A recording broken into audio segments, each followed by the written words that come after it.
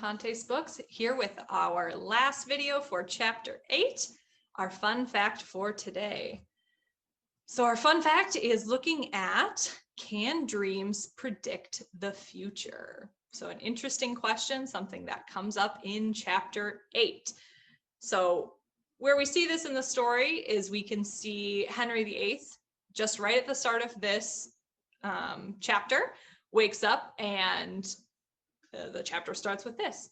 About 5 o'clock, Henry VIII awoke out of an unrefreshing nap and muttered to himself, troublous dreams, mine end is now at hand. So say these warnings, and my failing pulses do confirm it.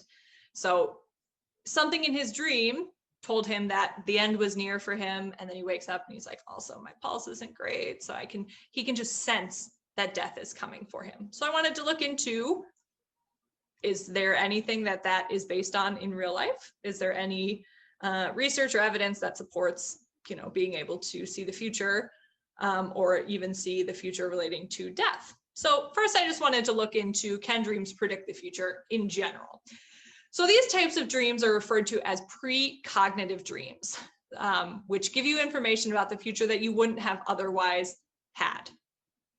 And at this point, there's not really any scientific evidence that there's anything based on this, but it is something that people have explored, but there's nothing that, technically in science supports this. So some research suggests that up to 1/3 of people have reported some type of precognitive experience.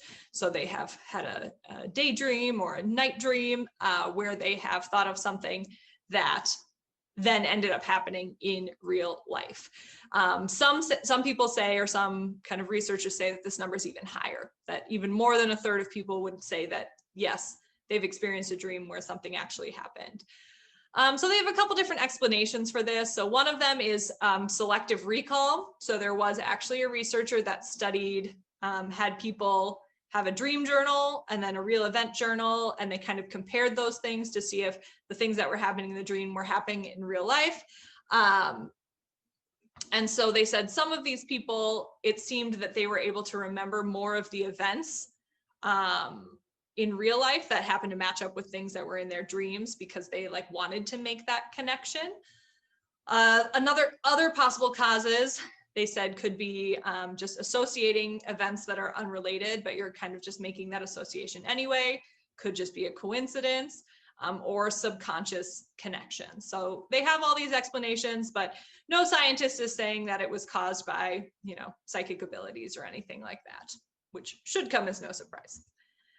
So can dreams predict death? So again, can they predict the future? The answer is, probably not, but some coincidences. So there's some specifically that are looking at death. So Dr. Andrew Paquette studied this.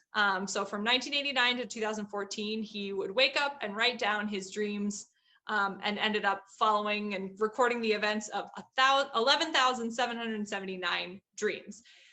So then in 2015, he published his analysis looking at these dreams, specifically focusing on those that have to do with potential death of people that he knows. So he had 87 dreams that featured 50 identifiable people that he knew who they were. And when he did his analysis, he found that 12 of them had died. So I think the 50 identifiable people were dreams that specifically were focusing on death relating to these people. So when he did his analysis, 12 of them were already dead. So that was 24% of the people that he was examining. So that was already something that he just found was interesting. He also found that his death dreams about these people happened closer to the day they died than non-death related dreams about them. So there were a lot of days that were spaced out in between when he had these dreams about people, but he found the ones that were death dreams about them tended to be closer to the date of these 12 people who had died than dreams about them that weren't related to death, if that makes sense. Also, one of his dreams happened the same day that the person died. So obviously, that seems kind of crazy. And he did also say that when he woke up, he was convinced that that person had died. He had a very strong feeling.